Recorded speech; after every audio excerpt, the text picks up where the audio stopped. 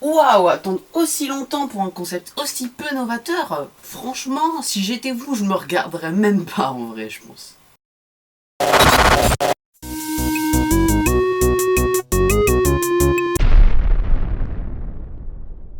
Comme vous aurez pu le remarquer grâce à cette intro de qualité, cette miniature extrêmement qualitative et ce titre extrêmement bien tourné, aujourd'hui on se retrouve sur un unboxing et review. Donc aujourd'hui on se retrouve pour l'unboxing et review de la tablette graphique XP Pen Artist 12 et qui, comme son titre l'indique, vient de la marque XP Pen.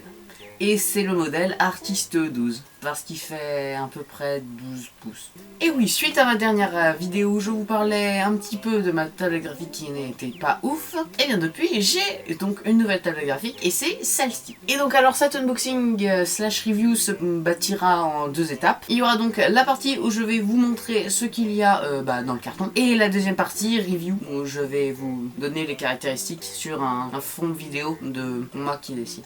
Bon, nous voilà dans notre magnifique décor que vous n'avez jamais vu, il me semble. Et on se retrouve donc sur cette magnifique table que vous ne voyez pas grâce à cette caméra-là, mais que vous voyez grâce à cette caméra-là. Et oui, donc vous voyez mes magnifiques mains bouger en même temps que je vous parle. Et donc on se retrouve dans une demi-seconde lorsque j'ai sorti tout ce qu'il y a dans cette boîte.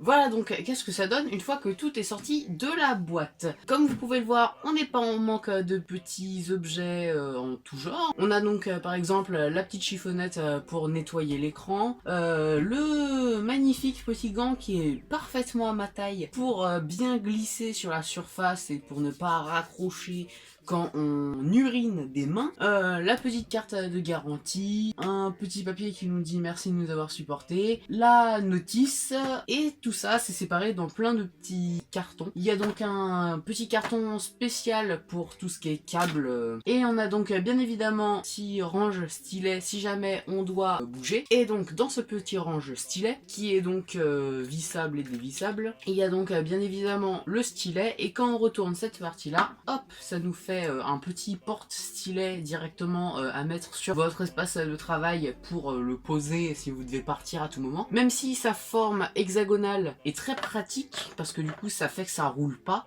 Et donc de l'autre côté de ce petit range stylet, il y a donc une deuxième partie dévissable, et dans celle-ci il y a donc plein de mines de rechange. Donc bon, rangeons tout ça. Ah oui, d'ailleurs, petit détail, voilà à quoi ressemble la tablette. C'est bien quand même de vous la montrer. Oui, parce que depuis le mois que je l'utilise, j'ai tout le temps laissé le filtre de protection, parce que le fait que ce soit plus ou moins brillant, moi ça ne m'embête pas. Et donc si vous le retirez, normalement vous avez un filtre anti-reflet. Du coup je n'ai pas encore expérimenté parce que j'ai un magnifique cache. Et d'ailleurs pour votre gouverne, sur le côté de cette magnifique tablette, vous avez 6 boutons configurables et une petite surface tactile. Et sur cette surface tactile, vous pouvez du moins paramétrer 4 ou 5 actions que vous pourrez changer à l'aide d'un bouton. Personnellement, je n'utilise qu'un seul mode de la barre tactile. Et d'ailleurs, donc vous voyez cette tablette graphique, donc moi comme je suis droitier, je l'utilise donc dans ce sens-là. Mais sachez qu'elle est adaptable au droitier et au gaucher.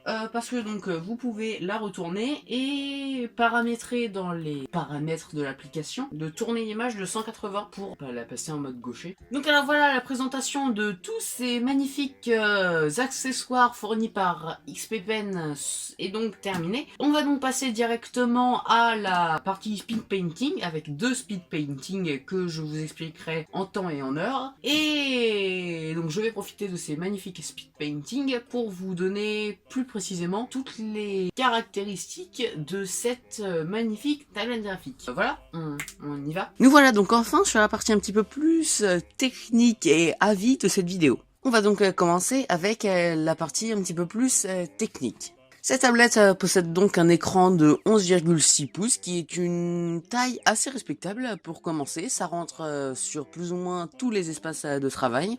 Donc bureau, lit, n'importe quel endroit un petit peu plus farfelu que vous pouvez avoir. Il possède donc au total 6 raccourcis que je n'utilise pas tous malheureusement. Il y a donc également une petite barre tactile qui permet de zoomer, dézoomer ou naviguer dans votre page.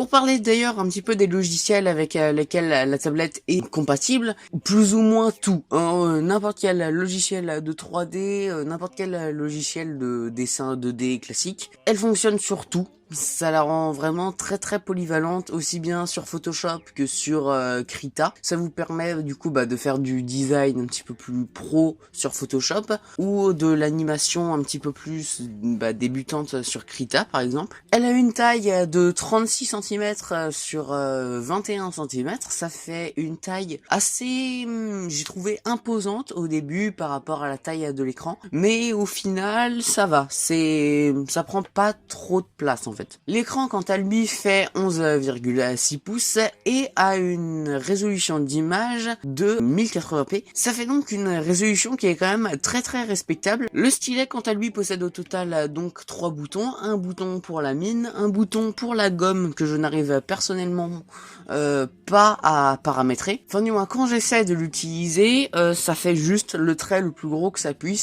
C'est le seul petit problème du stylet, je n'arrive pas à faire fonctionner la gomme. Et il y a enfin un dernier bouton qui correspond au clic droit, enfin du moins qui peut correspondre au clic droit, mais que vous pouvez bien évidemment modifier dans le logiciel. En ce qu'il en est des connectiques, ça reste assez simple. D'un côté du connectique, il y a donc un USB type C qui sert donc à brancher directement sur la tablette, et de l'autre côté ça se sépare en trois avec une entrée HDMI pour directement afficher sur la tablette, et après il y a donc deux USB, une qui sert à l'alimentation et une qui sert au transfert de données. Sur la tranche de cette tablette, il y a 3 autres boutons, un qui sert à l'allumer et 2 qui servent à augmenter ou baisser la luminosité. Et donc pour revenir très rapidement sur le stylet, il a 8192 niveaux de pression. C'est un très bon stylet, il est très réactif et en plus grâce à tous ces niveaux de pression, ça permet de faire des lignes très naturelles et extrêmement fluides. Et donc pour reparler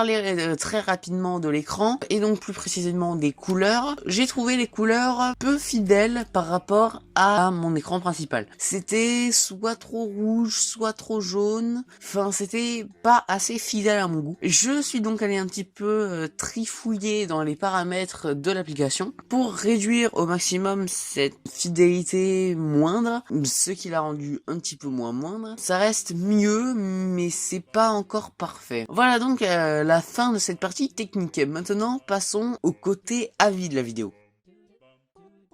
Pour cette partie, je ne serai pas spécialement très objectif, parce que forcément, c'est seulement ma première tablette graphique à écran. Jusque là, je n'avais qu'une seule tablette graphique qui était bien plus petite et qui ne possédait pas d'écran.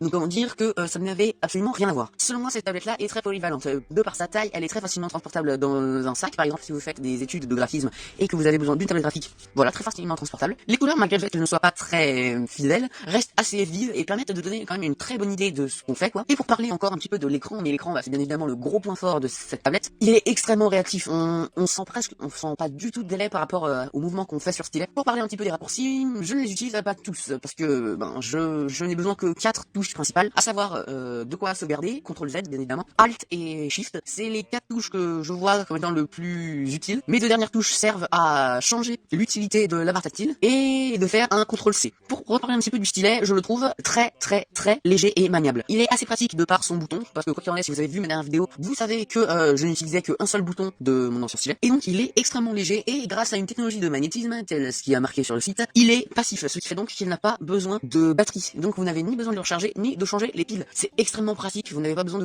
vous transporter un chargeur ou un paquet de piles, même si les batteries des stylets comme ça durent extrêmement longtemps. Ça fait quand même un poids en moins de se dire qu'on n'a jamais besoin de le recharger ou de changer les piles, c'est extrêmement bien. Voilà donc enfin la fin de cette vidéo, je pense avoir dit tout ce que j'avais à dire sur cette tablette graphique. Pour finir cette vidéo, je vous invite à me rejoindre sur Twitter et sur Instagram où je poste toutes mes petites créations grâce à maintenant cette tablette graphique là. Et vous pouvez également vous abonner et activer la petite cloche sur YouTube. Je vous dis donc passez une bonne journée, oui, je n'ai pas d'outro spécifique, et moi je vous dis salut!